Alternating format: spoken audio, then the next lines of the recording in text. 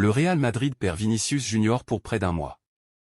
En déplacement à Osasuna, le Real Madrid a de nouveau vu Vinicius Junior marquer un but pour sa troisième partie consécutive. Le Brésilien, si précieux cette saison, sait déjà qu'il ne va pas rejouer avec son équipe de sitôt. L'ailier gauche a pris un énième carton jaune pour protestation, son troisième lors des 10 derniers matchs. Il manquera donc le prochain match de Liga pour suspension et ne jouera plus avant près d'un mois. Après la trêve internationale, il sera donc dans les tribunes. Pas de match ensuite le week-end d'après pour le Real, déjà éliminé en Copa del Rey. Le Brésilien ne pourra donc rejouer qu'à partir de la Ligue des Champions lors du choc contre Manchester City. En Liga, il faudra attendre le 13 avril et le déplacement à Majorque pour retrouver le deuxième meilleur buteur du club.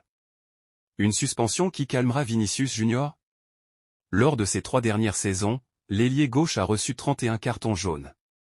Le deuxième joueur le plus averti du Real après Eduardo Camavinga, 34 cartons jaunes. Nabil Fekir victime de racisme.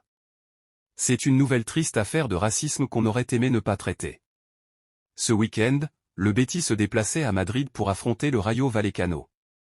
Un duel au cours duquel Nabil Fekir a été victime de racisme.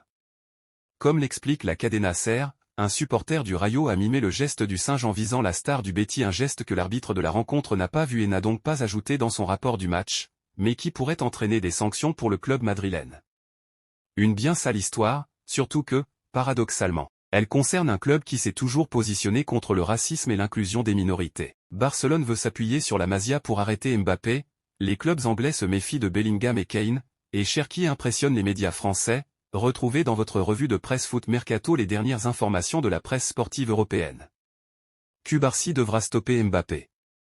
On lance cette revue de presse avec une page Ligue des Champions et la une de Mundo Deportivo.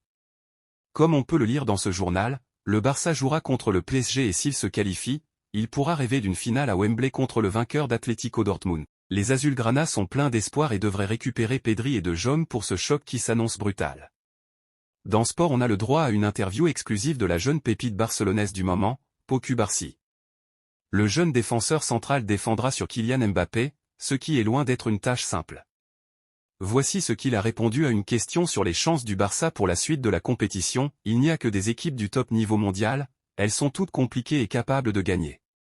Nous allons être nous-mêmes, concourir pour la Ligue des Champions jusqu'au bout et nous battre pour la gagner.